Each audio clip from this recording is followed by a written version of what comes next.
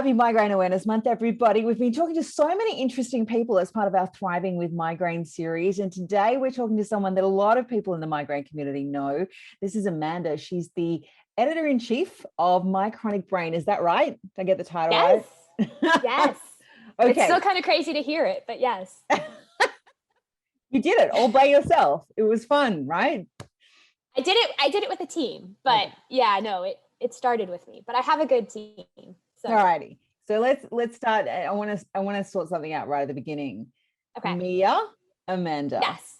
All right. Explain these two different name things going on. Yeah. Okay. So when I was first diagnosed with chronic migraine, I became disabled very quickly, but in my brain, I was like, I'm going back to work. And so when I went online to look for support, I did not want what I thought were going to be coworkers again to be able to find me. And so I went online with the nickname Mia, which I had been told meant like me in Italian, and my family's Italian, like our history is Italian. So I was like, cool, that works. I didn't end up going back to work. And by the time I realized I could go by Amanda, everybody knew me as Mia. So I just kind of kept it. And now, you know, when I introduce myself, I'm like, hey, I'm Amanda. And they're like, me. Okay. So that's what that was. It was just me looking to connect with people in a way that felt safe for me. So whenever anybody tells me like, I don't want my name or anything, I get that, because it can be hard to admit that, you know, you have this new disabling thing, you know? So I changed names for completely different reasons. So I have the same issue, right? So some people still call me Kath, and that's fine. And then there's some people that call me Rafaela, and there's other people that call me RK, just to make it really confusing. So I added the Rafaela, which is a very Jewish thing to do. You take an additional name, and it changes your gematria, which is like Jewish numerology, and it confuses the angel of death. Which is important to do, right? If you're really sick, that sounds incredibly important, so they can't find you. And I've always laughed at this concept, right? That the angel of death has a list, and he rocks up and he goes, "I'm looking for this person." It's like, I'm sorry, that's not my name. That's not me. I went to shul and I changed my name, and it's not my name anymore. I'm sorry. You have to go away. But I like this idea. Yeah, I like this idea a lot. Anyway, so I resisted this for a really long time. And I think I was in about year 6 of being completely disabled when I finally went, all right, I'll give it a shot. And I went from being hospitalized every 6 weeks to, I think, 3 times in the following year. I'm like, all right, fine. Maybe there's something to this. Maybe there is. We'll just go with it. Like I'll give in to the superstition and we'll just go with it. Anyway, let's talk a little bit about what did you do before? Did you do publishing and stuff before? I've done a little bit of everything. Right before I became disabled, I was actually working in refugee resettlement here in the United States. Before everything kind of went a little crazy with politics and everything, we were one of the major resettlers for refugees. And so I would take them in and help them get acclimated to life in the United States. And I had done some like educational publishing when I was working there. So it wasn't a huge jump for me, but you know, doing a magazine's different than writing and letting somebody else do all the difficult technical work. But you know, I have a background in like literacy and adult education, so kind of bringing in what I learned about migraine and how adults learn and stuff. That was right up my wheelhouse. I could do that. Okay. And how did it all get started? Just a group of you started chatting? Yeah, kind of. So I handle stress through information. And so when all this went down, I just wanted to know everything I possibly could about this thing called chronic migraine. And I was getting really tired because you had to look at so many different sources. I just kept complaining, you know, to my new online friends, like, wouldn't it be great if there was like a little newsletter or something, is what I kept saying. And then I actually talked to Jen Heater, who works with us now as our titles, our resources and advocacy director. And she was like, yeah, let's do it. And so we got a couple people together, and our little newsletter very quickly turned into no, let's make this a magazine. It works better. So that's kind of how that happened. And we're in our third year, which is And crazy to me. it's such a great quality magazine as well. I think I struggle with so much of the information that's made available from different people that are all trying to do good stuff is actually quite amateurish in feel. Like it feels like somebody has just kind of opened word art and done something and they've just put it up, and it hasn't been verified, it hasn't been checked, it hasn't had a clinician look at it, or any of that kind of stuff, and they've just put out all this information. And that's great, right, that people are trying to advocate, but getting it to a standard where you don't have misinformation and you can be a reliable source, even for Migraine Australia, is effort, like it's work, and something you have to constantly work at. Do you guys constantly work at that as well, finding the right people? Because you have a lot of submitted stuff. Filtering some of that crap out is going to be a bit of work. Well, we don't call any of it so we kind of take the view that we care much more about what you are trying to say than your skill level. So if you're presenting us with an idea that we think is actually harmful for the community, okay, that we're going to filter out. Yeah, that's what I'm talking about. Yeah, I mean, that we're going to filter out. But if we think that it could help even a subset of the population, we keep it. And then we have some fantastic volunteer editors that'll kind of walk alongside the different writers to help bring that quality up. So if somebody's a published author already, or they've worked in publishing, I mean, you can just tell they submit something, you're like, this is great. Like you have one typo or something and you're done. And some other people, you open up their submission and it's like 500 words. That's all one sentence. Good. Yeah. So we work a little harder with them, but the goal is always like, we want to give like opportunities for people who don't necessarily have the skills, or maybe their brain is making it hard for them to do it at the time, to still share what they're thinking. Some of our stuff is verified, but we do make a big point to say, like, look, we're patients, so we don't have any doctors working with us right now. So we are all patients, and we do our best to research and use credible sources. But we're not pretending to be like the final say all authority on this. So it looks really nice, but we always encourage people, like, look, don't stop your treatment. Don't change your treatment. Don't do anything until you've talked to your doctor. Like, we're here to help you figure out new ideas, but not give you medical advice. But in the future, if someone's watching this and they are a doctor and they would like to work with us, I would love to talk with you. Hopefully somebody does come along and is willing to volunteer their time, because you guys are all volunteers, right? You don't make any money out of this. We are, all of us. So we do occasionally receive some donations. And for those people, I am incredibly grateful. It covers some of our expense costs, like keeping our website up.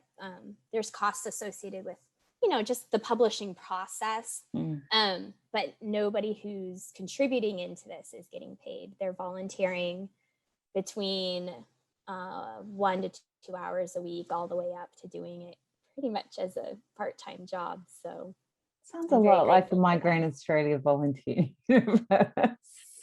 Yeah, it's hard. You have to make sure that you're guarding your volunteers. They all have really good hearts, right? And you don't want them to burn out, because all of us, I only have one person right now who works with us who isn't a chronic migraine patient. And so I'm constantly telling them, like, all the time, like, is this still something you like? Are you still passionate about this? Do you still feel like your skills are being used? And if not, how can we help you find something else that meets those needs, right? Because if you're doing something and you don't have the skill set, or you don't have the support, you're going to burn out. And that's the last thing I want to have happen. It needs to help inside and outside. So that's wonderful. All right, let's talk about your migraine. When did it start? When did it get really bad? My migraine started when I smacked my head during a car accident in 2005. So I was 18 and I had gone to the beach with some friends, and we were in a car accident. And I actually hit my head against my friend who was sitting next to me. Ow. Yeah, we had little matching eggs. It was very cute. When you're 18, we're like, oh yeah, this is adorable. And I developed a headache, which is not uncommon with a concussion. But what I did not get was any sort of post-concussion advice or help. The only thing I was told was don't sleep all night, be woken up every hour or 2 hours. So what happened was that headache turned into a migraine that just never left. So I've had it since I was 18. I had a just shy of 3 days break when I was inpatient for treatment a couple years ago, but otherwise it's been nonstop, 24/7, every day. So the best I get is when I will take my abortive medications, it brings the pain down, but it just never breaks it. So that's a bit of a tough ride.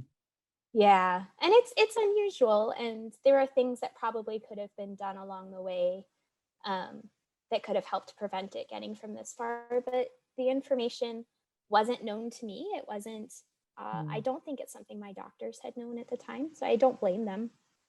But yeah, I'm a bit the same because, you know, I got bad or started getting bad 20 years ago, and things like MOH, you know, just weren't even part of the conversation. We were still talking about migraine and vascular headache. You know, like way back when in the dark ages. So you can't blame our doctors at the time. They didn't know better. We know better now. And we can do a lot more now as both advocates, as patient advocates, but also to make sure that people that are getting diagnosed now don't have to go through what we went through. And I mean, that's another reason we have this magazine, right? Like, okay, you've got this diagnosis, you don't have to stay chronic. Like the fewer amounts of time. Yes, I do. I do English, but the less amount of time you stay in chronic, the more likely you are to be able to revert back to episodic. And that's, I think, something that patients don't always know is take your medications as the doctors say, because you can actually help slow this progression down. Like, don't become super awesome like me. So, yeah. But you are super awesome. You're super awesome in lots of ways. I'm super awesome even with migraine. How's that? I just don't want people to have the awesome migraine variety. Have you tried the new CGRPs? Did they help at all? I have tried both Aimovig and Ajovy. I didn't do super well on Ajovy. I had some reactions to it, but Aimovig, while I still have this continuous migraine issue, has really been a game changer because it helps the acute medications actually do something, whereas before I could have been taking sugar pills for all we knew. So now they're able to actually kind of bring me back down, and for about 10 to 15 days in the month, my symptoms in general are just a lot calmer. So I fight hard progress. to stay on that. Huh? That's good progress.